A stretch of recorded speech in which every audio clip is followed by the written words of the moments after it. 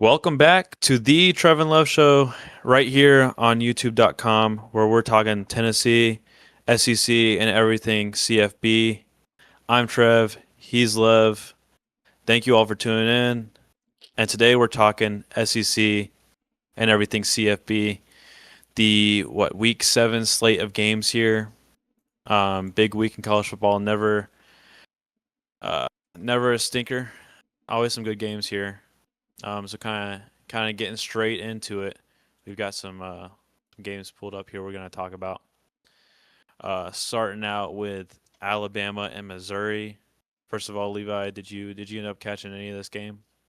Not much of it. I was actually at a corn maze in the noon hour, so didn't get to catch too much of it. But it looks like it was a pretty good game though. Yeah, I for me it was kind of like I think Alabama should have actually kind of won by more in this one. Um, they had opportunities. Bo Pribula, the Missouri quarterback, didn't have a great game, threw two interceptions. And Bama kind of dominated time of possession, as you can see there, 38 minutes to 21 minutes for Missouri. I mean, they were in control most of the game, though. You never really felt like they were going to lose. But I think this is the third ranked game in a row Bama has played, and it kind of shows. Like, I mean, they're definitely gettable. Next week for Tennessee, they're definitely gettable, but yeah, I don't know. I don't know. It kind of confirmed me. I still think Bama is probably a top 5 team in the country, though. Just based on the way they're playing. Didn't seem phased by the environment and Yeah, stuff. But yeah, and I mean yeah, they're probably the best team in the SEC right now. Them or A&M.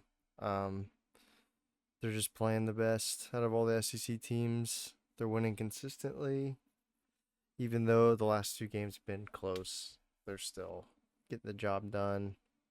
And Ty Simpson's just been looking pretty good while doing it. mm. Yeah. I mean, I thought that their defense was a little bit soft in this game, even though they got the two interceptions. I think Tennessee should be able to score on them. But yeah, we'll be doing the breakdown on that game later this week. So up next here, we got Georgia and Auburn. Controversial game. Very Very con- Might be I guess one of the kind of most controversial games I've seen in a while. it was probably the worst officiated game I've ever seen. And I've seen we've watched I've watched every Tennessee game for as long as I can remember, and Well, that was the Tennessee possibly the worst. Tennessee game was pretty badly officiated as well. I've It just was never kind of seen just a anything egregious. bad night for officiating all around. Did you? I mean, did you see that the touchdown that they called a fumble? Yeah, yeah, I saw that was at the end of the Jackson half, right? Arnold. Yep, Jackson Arnold fully extends over the goal line. The whole ball is over the white line. They call it a fumble. Georgia recovers. It goes from being potentially 17-0 to 10-0, right? But Georgia gets the ball. I'm pretty sure they go down and kick a field goal at the end of the half. Yeah, Yeah. right at the end of the half there to make it 10-3 after that fumble. And then like after that, like Auburn completely deflated after that the rest of the game. I mean, they just could never recover. Yeah, it's just one of those things where they've got the lead and then just one thing going not their way that just kind of changed the whole momentum of the game. They just kind of let it get to them and they just couldn't come back from it. Yeah, I think I texted you this during the Tennessee game, but uh, momentum is king in college football, and I think the refs actually just legitimately took all of Auburn's momentum, and that was it for Auburn. I mean, Yeah. Jackson Arnold played pretty well. Obviously, he didn't throw the ball. I mean, the majority of those stats you see on the screen right there was from the first half. Um, and they dominated. They completely dominated the first 28 minutes of the game. And the last like 2 or so minutes of the first half was just a complete game changer. Did you also see Kirby Smart saying he was clapping instead of calling the timeout? Yeah, I saw that. I'm still confused so did he had a timeout that he could call, right? So Yeah, but he just and decided he he was didn't want a he was timeout. well. Did you see he was signaling timeout right here on the sideline like this, Yeah. right? But And did he just but he decide goes he up to didn't the want ref. it? No, no, no, no. He goes up to the ref and says that he was clapping instead of calling the timeout. Well, I know Clapping. that, but like, was he trying to call a timeout and then he just He was changed he his was mind, legit or was he trying to just call straight a up just timeout. lying? He was legit trying to call a timeout. He lies to try to get out of it. They reset the game clock. Don't penalize Georgia for a delay of game. They didn't end up scoring on that drive, but it extends the drive, wastes more time on the clock Yeah. when, and that's late in the game. And And so, that was, I think, almost. I think that was just as bad as the touchdown call. yeah, yeah, I know people were saying that he cheated because of I that. because they reset the game clock. Like that should have been a penalty then. You can't just go up to the ref calling a timeout, saying you're clapping. There's 1 second left on the game clock or on the uh not the game clock, but the I don't remember what it's called. The play clock. The Yeah, play clock. You can't just go up to the refs. I don't know. You just can't do that. I think they should have gotten a penalty there, which would have just knocked them back, and they wouldn't have gotten that first down. But it's just a scummy thing to do too. yeah, Just lie. I mean, yeah. it just shows you that Kirby will do anything to win. So there's that. Auburn's not a good football team, honestly, not a great football team, but They Georgia's have up. a decent defense. I think their They're offense is yeah, pretty. their Mm, defense is better than Georgia's defense is, I think, by a pretty good margin. I think they probably got a top 3 to 4 defense in the whole league. But and Jackson on Arnold, I offense. don't think is getting it done. Oh yeah, I also don't think Gunnar Stockton's really getting it oh, done for Georgia since after the Tennessee game. you're not going to win big games with either one of those quarterbacks, I don't think. So especially not Arnold. I think Georgia's Especially definitely gonna at least lose one or two more games going yeah, forward. I I think they still just got Texas on the schedule. Georgia Tech at the end of the season. I Yeah, honestly, that Georgia Tech game, that's an interesting one. yeah. I think depending on if it's at Texas or at Georgia, It's at I'm Tech. Oh, okay. Yeah. No, I think Georgia's got them at home. I'm pretty sure. who Texas or Tech. They've got Texas at home, and then I I think mean, they Georgia are Tech's on the basically a road home against. game either way. Sure. Yeah. It would Um, be way more of a disadvantage for Tech to play there I than to for Georgia honestly, to play. right now, I'd take Georgia Tech maybe. I honestly would not be surprised if Georgia Tech won Just the that way that game. they play up to their opponent. I think they're not. They're not. I don't think they're a better team, but they also play Ole Miss at home this weekend. Oh, that'll be an interesting game. Florida, Texas, Georgia Tech, and Mississippi State. Still, they're gonna lose another game Oh or yeah. two. But Which yeah. most SEC teams are going to lose another game. I think Oh yeah. right now the only team that I wouldn't bet to lose a game is A&M. Yeah. I They're you got a soft schedule. Alabama probably won't lose another game. Mhm. I I'm not as confident in saying that as I am with Texas A&M, but looking at Texas A&M the rest of their schedule, I feel like they could win out. But Yeah, and it's a team I was very confident in going into this weekend. That kind of latest stinker there was Oklahoma, Texas, and Oklahoma. Texas takes care of business. I honestly think. Did you watch any of this game? not really, but I know that Mateer didn't look So great. that's the thing with Mateer. I think is he's a playmaker, but he's gonna make big mistakes, and he's gonna make plays that can turn into big mistakes. And if you watch any of their games earlier this season, he had been making those plays. He threw 3 interceptions this game. He's been making those plays all season. It just happened to catch up to him this game. Well, And I I think mean, that's he something also has a Tennessee's broken defense can hand. fix. True. I He shouldn't have played in I this think game. his ball looked. I think his ball looked fine. I think he was throwing fine personally. I just think he was throwing very interceptable passes. The one at the end of the half. I don't know if you saw that one. There's like 20 seconds or so left. Oklahoma's in field goal range. They have a timeout or two left. Mm-hmm. He throws an interception into the end zone. It's a bad ball. It's just a. It's not a throw you should be making. He forced it, and it ended up just being an interception. Texas gets the ball. It's 6-3 to go into halftime. It could have been at least 9-3. Um, Yeah, the three and then interceptions I feel like is a big game changer for this game. And yeah, also looking at it's the fact that he's almost 50%. He's 20 for 38 on the right. day. Well, that's the thing too. Look at their rushing yards. They only have 48 rushing yards on the day. They rushed it 30 times. They don't have a run game, so he's back there trying to play hero ball. And that's what I feel like the same for Arch Manning in Texas is. They rushed a little bit better today or yesterday. Um, but Arch Manning's been having to play hero ball with no offensive line all season, and he isn't very good, right? He Yeah. played a lot better today against a really good Oklahoma defense, and I thought Texas's defense stepped up in a big way. I think these are very similar teams, but I think Texas just put the pressure on them and pulled away late. yeah. I think you take away those three interceptions, Oklahoma probably could have won this game. Yeah. Just turning the ball over that many times is not.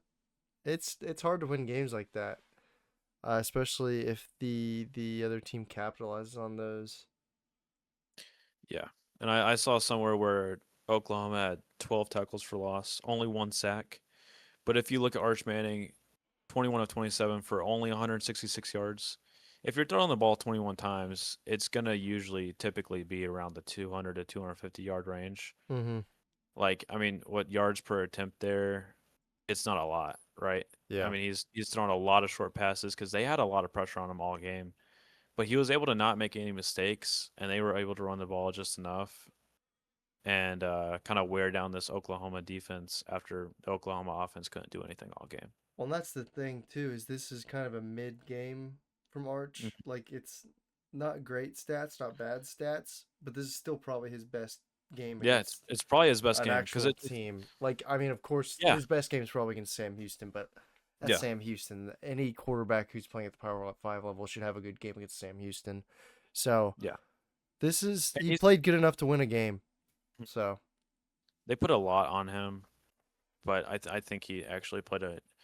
I think the biggest thing here was he just didn't make any mistakes, so he didn't cost the team the game for him. So well, this win goes a long way for Texas it fans does. in their thoughts about Sark and Arch. Beating Oklahoma makes them feel a little better because it's at least they're like at least maybe this season's not going to be as good as we hoped, but we still beat our biggest rival, so they've at And I least still got don't that. expect him to. I don't expect him to make the playoff, and I'm questioning Oklahoma big time now. But I think that's just kind of the variable. It's just like you're gonna have a great week from a tier, and you're gonna have a bad week from him. And but he's the only way you're gonna win games because they're not running the ball at all, basically. So And both of these teams really have still control their own destiny, but I don't know. I don't feel like either of these teams are making the playoff personally. Not even because I think Oklahoma's bad. I just think their schedule's too hard. Their quarterback's a little bit banged up still. mhm. I mean, he played and his passing looked fine for the most part, but I mean, he still has a broken hand. And Yeah, so I definitely come away from this game feeling better about this Oklahoma game for Tennessee coming up later this season, about 3 weeks or so. mhm. But yeah, we got some rapid fire here to kind of end out these week 7 matchups. We have Florida and Texas A&M. Didn't get much eyes on this game. Um, it was a very close game in the first half. Uh, in the second half, I think Florida only down by 7. It was 24-17. I think they go for it on fourth down on their own side of the 50. I think Texas A&M gets the stop, and I think they score a touchdown on, and it kind of put the game out of reach. I think Florida's still fighting though, and for me, A&M looks like probably either the best or second best team in the SEC right now. Your thoughts on that? I agree. I definitely right now have A&M as my number one team in the SEC. I don't get the hype with Ole Miss personally, and I know Ole Miss is ranked higher than A&M, but I think Mm, A&M's a better team. I guess we'll see how they go against Georgia, but A&M right now is my top team in the SEC after 6 weeks or six games for them. I guess not 6 weeks mhm. because this is week 7. Yeah, But Florida has looked better and better. I mean, of course, they lose by 17 points this week, but I mean, they're losing by 17 points to probably the best team in the SEC at that team's yeah. place, and they held their own for most of I the game. I think They it's just a tough spot for Florida to be in, honestly. Well, and A&M really pulled away with it towards the Mhm. end more so. Lagway put up a decent game. Yeah, Uh, the completion percentage is all right, but and he's only got 245 yards, but he had a better game than Marcel. mm. So I think they're I think Texas A&M's kind of more of a running team. I don't think they really ask too much of Marcel, just Well, because he's kind of not great at throwing the ball. yeah, and I mean their defense is really where their Yeah, strength comes from. I mean but they've they're got a good balanced enough enough. offense though. Yeah, Right. Like with the last game we were talking about, I'd say the defense is so much above the offense that it's like you can't be consistent enough with it. A&M's got it balanced enough to where it doesn't exactly matter if a team if one side of the ball has a bad night, you know, because they're yeah. balanced enough to score and get stops still. So, but yeah, kind of moving on along here, we got LSU South Carolina. I didn't get any eyes on this game at all. I know you were. I think you were watching this one. I was watching Any a little thoughts on this? bit. I kind of was watching it kind of just in passing, not like really locked in on it. This game was 10-10 for a while, and it was really close for most of the game. But LSU just pulled away with it in the end. Um, I mean, it just goes back to South Carolina. Is just they just can't seem to get it done. Um, Mhm. and I know it's a tough environment. Death Valley is probably one of the hardest places to play in the SEC, but I don't know. I think Shane Beamer is probably going to be one of the best coaches South Carolina can get. Like, I don't think they can do much better. Like, I think he's going to be a coach. Like, he's probably their ceiling. Like, their ceiling coach. Like, he can win them a decent amount of games, but he's never going to win a championship. And I think this game kind of just cements that he's not going to win the biggest games on his schedule a lot of times, and every once in a while he will. But it's just this was a very winnable game for them, and they couldn't pull it out. And I don't know, just kind of a boring game too. I mean, Yeah. just a 10-20 slugfest where it's mostly 10-10-7. It's like most of the game is very low scoring. Yeah. I mean, my thoughts on Beamer real quick is I what are the odds? I'm gonna ask you this. What are the odds he leaves South Carolina before he gets fired? I think it's actually really high because I think there's a chance this offseason we see him take the Virginia Tech job or a different job. Maybe he sees the writing on the wall.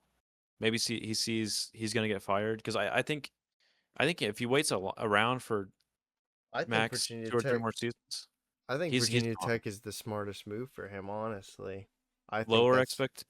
The only problem is you're in your dad's shadow, right? Because yeah. his dad But was a great coacher. the ACC is like It's so I much more think winnable. Shane Beamer is a he's a decent coach. He's not a top tier coach. I think he, at the ACC in the ACC he can win games. Like he could be a good coach in the ACC. I think the SEC is just too much for a coach like Beamer. I just don't think, and I personally don't think South Carolina is a school that can compete You in can't the win it. You long can't win in term South Carolina. No, in yeah. the SEC. He's I maxed out that job, like you were saying earlier. I agree with yeah, that. I just it's not a job. It's a job that every once in a while is going to have a good season, Mhm. but in general they're going to be pretty mid program over time. And I mean that's Yeah. just how it is. I mean they just don't stack up compared to a lot of the bigger names in the SEC for funding. And I mean South Carolina isn't like necessarily the biggest recruiting hotbed. I Right. mean, it's still in the South, so I mean, it's got other states around it, but it's not. It's a pretty I okay just place to recruit.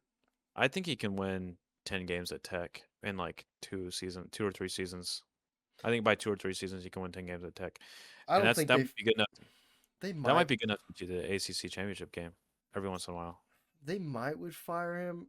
It just depends on South Carolina. if he loses to I think Clemson. He in needs to beat Clemson. I think. I don't. They're not going to fire him this year. I think it would be next year or the year after that. So I think he probably sees that coming and is like, hey, I got to get out here. Virginia Tech job opened. There's some more openings. I mean, he could take one of those.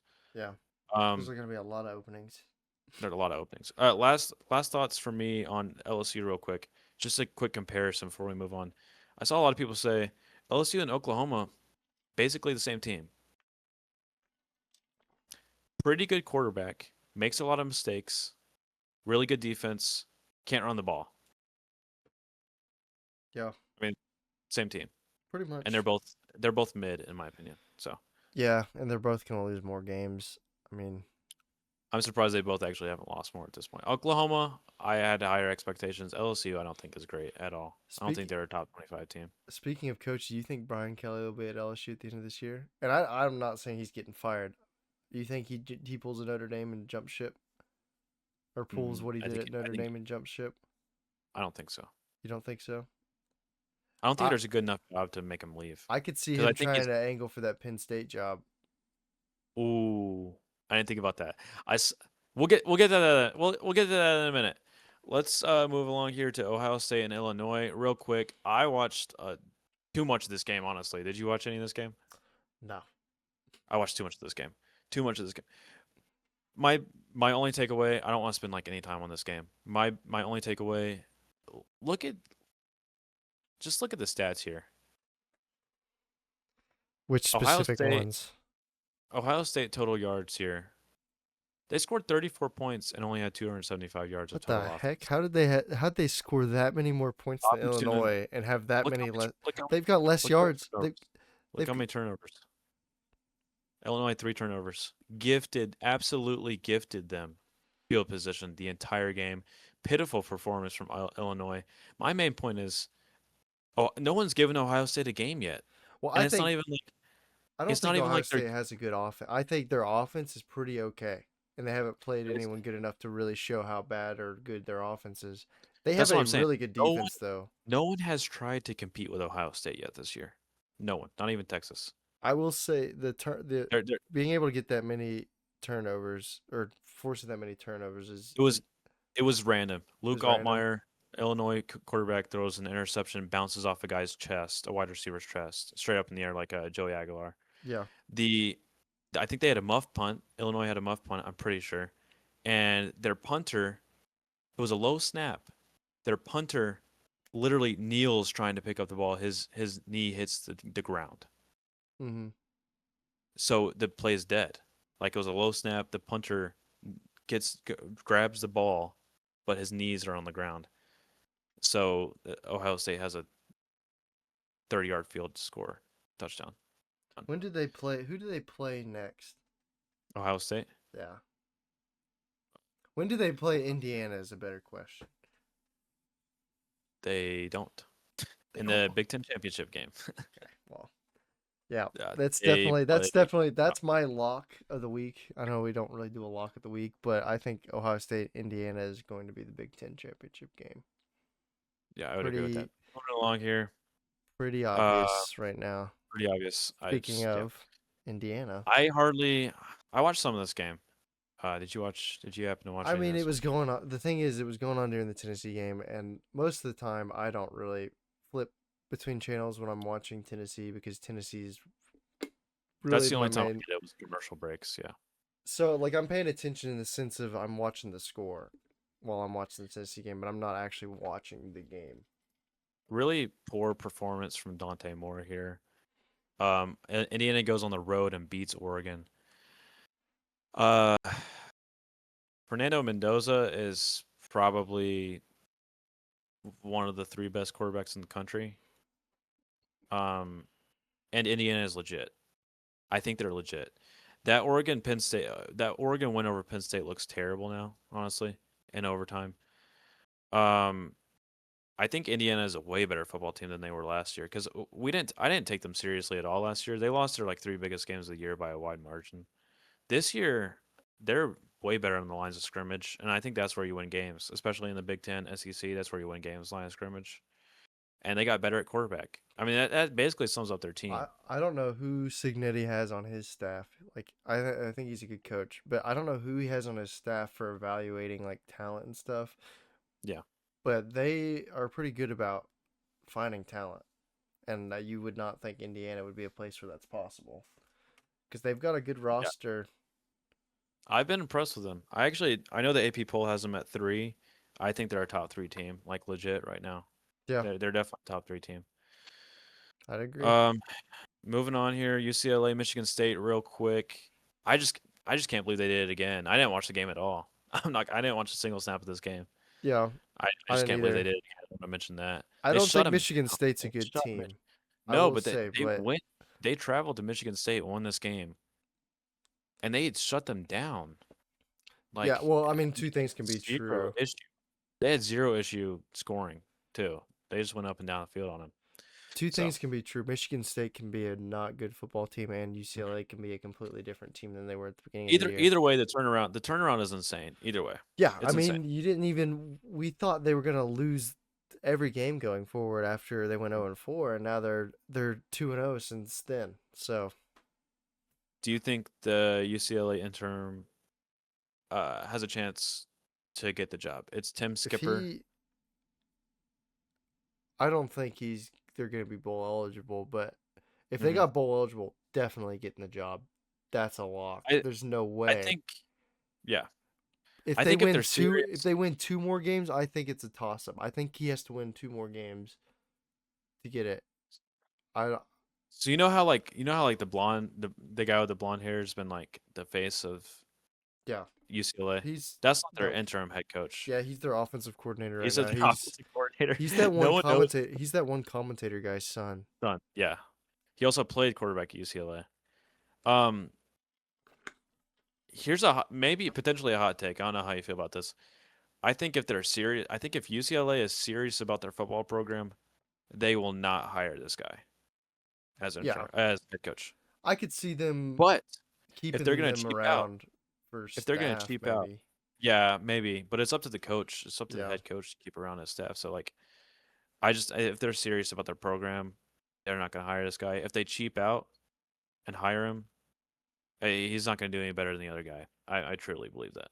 I definitely think that these new coaches they'll have a chance, even if they don't get the job at UCLA, Yeah. to get big jobs at other places. Like Oh yeah. this Jerry Nussle, whatever, however you say his name, the blonde guy, uh, Mhm. he's a very good chance of getting an offensive coordinator job at a G5 school Yeah. after I'd say this. I'd say that. Last but not least, obviously big news today. James Franklin fired from Penn State. $50 million buyout overnight. Raised that money. Drew Aller is out for the season. I don't know if you saw that. Yeah, I did. Northwestern takes down Penn State on the road. I'm I don't know about you, but I'm shocked about this result. It is Uh, pretty shocking. I it's mean, shocking. I knew Penn State was going to lose some more games, but I did not think it would come to Northwestern at home. One of the worst Big Ten teams, by the way. Yeah, Like they've their literally. quarterback is terrible. I know he threw for 163, but bad. The thing with Penn State too is two of the last three losses were at home. hmm Like, Yeah, I mean, think about it like this, right? Like they took Oregon to overtime. If you win that game, there's no way James Franklin gets fired because I think that there's like a very low chance they lose either one of these games. yeah, I I think truly, the I think the team just gave up on them. yeah, yep. I think they go 3-0. Like if they win, if they beat Oregon, they win these next two games. I like probably by a decent amount. I don't know if they would cover, but yeah, they gave up. They gave up, and yeah, And now their defense, their season's over.